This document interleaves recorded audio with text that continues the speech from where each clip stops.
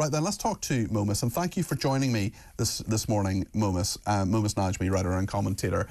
Just looking back over the last 10 or 11 days at everything that's been said, this is very sadly not a new story, but new life has been breathed into it by Oldham Council and specifically by Elon Musk and the political rows that are going on. I just wonder whether we're missing the fundamental issue here. I think so. We are, because the way that we're using the language as well around it, it's actually a 1400-year-old problem, and this is why we have to be precise with our language. So it starts with the problem of Islam itself, but there are various other differences or various other problems over here as well when it comes to the Pakistani community. So it involves the cultural issues that they have, and then the indifference that they have to the people over here. I want to get into all of that. Momus, just remind, I've spoken to you before, but just remind our viewers and listeners of the perspective you're coming from and your history. Yeah, so I left the religion 18 years ago, became an ex-Muslim at that time, but I'm kind of indifferent to Islam, so I don't really classify myself as an ex-Muslim. So are you from a Pakistani origin yourself? Yes, I've lived in Pakistan for 9 years, and my parents are from Pakistan, and I grew up in Middle East, so I have like different perspective of different Islamic countries. Of course. Well, tell us that perspective now. Sorry to interrupt you there. No, that's right. So, I mean, in Kuwait, where I was born and raised, you wouldn't find this mentality, or you wouldn't find it as much, or it's very well hidden.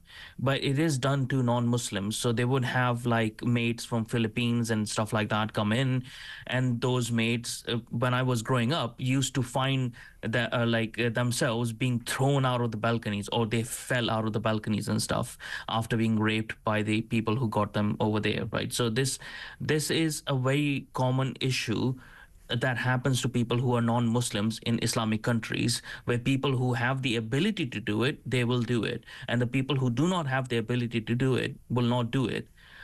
And people who do not follow the religion properly won't do it as well. In Pakistan itself, there is a lot of cases, a lot of reported cases of sexual assaults and sexual violence against women.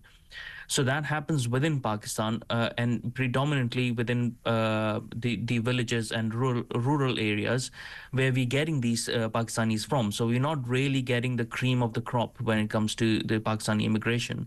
We're getting them from places that already have these issues. And they're not just issues that happen like randomly. There's a random guy who does it or whatnot. It is a cultural thing that is culturally accepted for them to do these things. So, and why is it culturally accepted? How on earth could the rape of a child be culturally acceptable to any culture? Well, I wouldn't say like it's culturally acceptable as such, but when it comes to non-Muslims, anything goes, right? So because it was done by the Prophet themselves, I wouldn't say like raped or anything, but well, he did have sex slaves, right? So if the Prophet had sex slaves, I imagine the sex slave would not be willingly, wanting to have sex, especially when you've killed their brothers and husbands, right? On the same day, as it has happened, reported in history, what the Prophet did. So it's a culture then, right? So it becomes like, oh, if the Prophet has done it, in a way, it's acceptable for other people to do it as well. And to non-Muslims. So if they see themselves constantly in war with the West, which most of these people do, because when it comes to Pakistanis, they still are like aggrieved about the fact that Britain ruled over India and destroyed their Mughal rule over India, right? So they still see themselves, these people, as they are at war with Britain. Are you making, I worry about making sweeping generalizations, and this is clearly not all Pakistani Muslims. We're talking specifically. Of course, it's not all of them, and clearly there are many Pakistani Muslims in this country who are totally law-abiding people who uphold British values.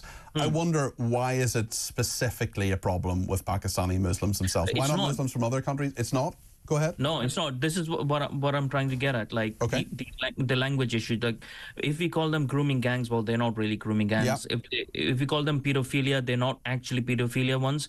They're going for the most vulnerable people, right, and the most easiest targets for them. They are pedophiles, though. It's right. Is it not factually correct to call them pedophile gangs? Well, they would do it to any age. whichever one is vulnerable enough for them, right? So there is a element of pedophilia attached to it, but it's not driven by pedophilia. It's driven by other things as well, right? So and what leads you to that conclusion? Because they within Pakistan, such people would commit such crimes to any age of people, right? They're not. So it's to do with the vulnerability. Yeah, it's to do with vulnerability. Is there not? I mean, sorry, I don't quite know how to phrase this question, but is there an element? I don't even know how to express this point, but the age of consent, is that even a thought in people's minds when they're there? Or they just the thing is, like, there is no age of consent when it comes to it, right? So because the Prophet married a 6-year-old girl and then consummated the marriage when she was 9 years old, the age of consent for them is very different as it is to us, right? So the modern Muslim who is more educated, not just himself educated or herself educated, but their families are educated, they would ignore those rulings or those sunnah of the Prophet. They would not follow those rulings of the Prophet. But overall, Sharia cannot say that you cannot marry someone younger, as the Prophet has already done it, right? So, but back to that point of, it's not just Pakistanis, it's just because we have the biggest population of Muslims that we have in England and in Britain is of Pakistani origin. So that's why it's more predominantly Pakistanis that are happening. I understand. In the north, there, I think so, there are Syrian gangs as well. In Finland, there are Syrian gangs that operate, and there's Algerians, there's Moroccans, there's Egyptians. Like, it's all the Muslims, especially who are from a non-educated culture or impoverished culture and stuff. Where is the exercising it? I mean, you've talked about the teachings of the Quran, as you put it. You've talked about the example or the bad example in this particular instance, in this particular discussion of what Muhammad did. Tell me about those. Tell me about the cultural issues in regard to Muslims who are educated, who are people who understand British values, who understand what's right and wrong. Are there?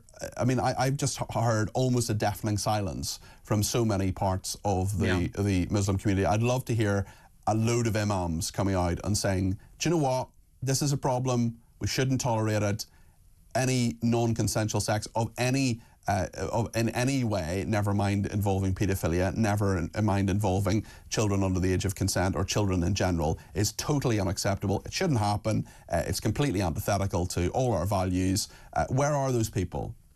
So, like, now there's different elements to it, right? So now when it comes to imams, you have to see who is funding the mosques, right? If the mosques are not being funded by the community, but they are being funded by foreign powers, can those imams, even if they think it's not the right thing to do, which rarely they actually think it's the right thing to do, but if they don't think that it's the right thing to do, can they actually say it? Because actually saying that, they'll have to follow that up with, we are not at war with Britain, we are not at war with the West, right?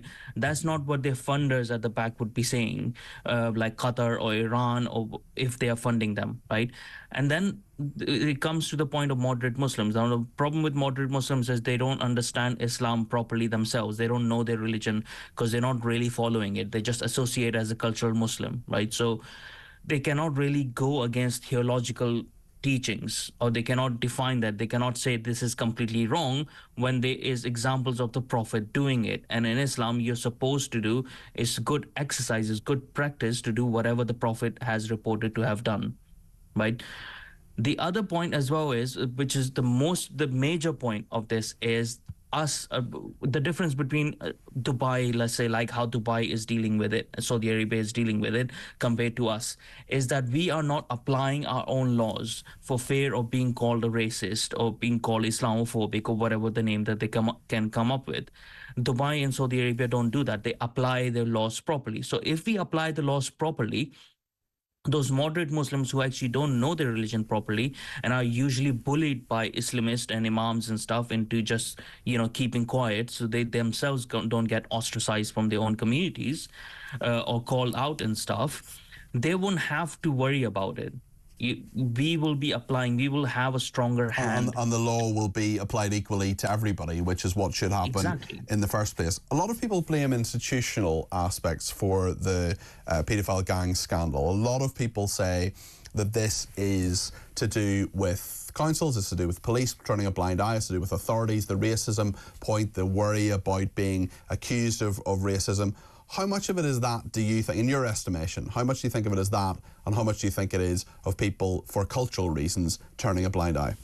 I think so. That's a factor as well. So that's the thing. Like, there's no one single silver bullet of understanding what the problem is. This is why we need a thorough investigation of which were the nefarious actors within this, which were the people who just, didn't want it to be called a racist or something, and basically were incompetent in doing the job and protecting the community, right? So this is why we need a huge investigation into it, because there's elements within the Pakistani community within Britain who would have done it not because they agreed to it, but because they thought what the repercussions would be to them, right? So let's say if I'm a politician and I have, I'm a Pakistani politician, I have a huge extended family, as they usually do. One of the cousins is doing it, right? I have no idea. They come into a family gathering, they take pictures with me, right?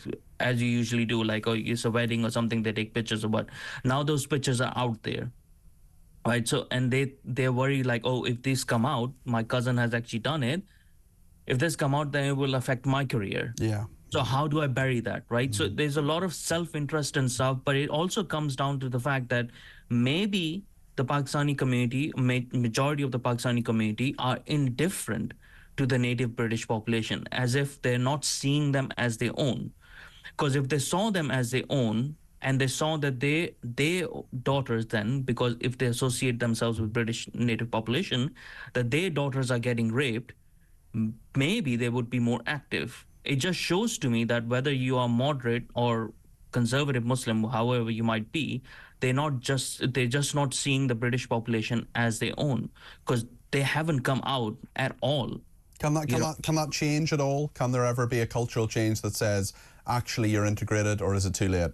Actually, these are British values, these are things that are unacceptable. And similarly, that someone who doesn't look like you and someone who doesn't share your background necessarily is actually the same as you, because we're all human. Well, I think so. This is the problem. Like, because we think everyone is human and everyone is equal, that means everyone just thinks the same, right? That's not really true. And for someone to assimilate into another culture, they have to make an active choice. Yeah. And if they're not making it, then the application of the law should be there. So the thing, like, another thing that even Ben Habib pointed out was that we have a treaty with Pakistan where we can send these criminals back to Pakistan and they will accept it. They can trigger that treaty. We are not doing it because we are not applying the law, right? So it's not a problem of the Pakistani government. It's not even the problem of the Pakistani people over here. It's the problem of us. We are not enforcing that this is the culture. There is a monoculture, which is overriding British culture, and apart from that you can have a secondary culture, but that culture has no nothing of additional will be given to them. No excuses and whatever will be given to them. You have to follow this culture. If you don't like it, then you can leave, right? And that would happen the same if you were in Pakistan. If you were in Pakistan and a bunch of white British people went over there and started their own cultural enclaves, they won't be allowed. They will be kicked out by the military, right? So we are allowing these things to happen. So that needs to stop first, and then we have to assert that this is the British culture. Then we can have assimilation of people, but it will only happen in very low percentages because it's rare for someone to completely detach themselves. Momus, thank you very much. That's Momus Najmi there, who's a writer and commentator. Really interesting hearing his perspective there.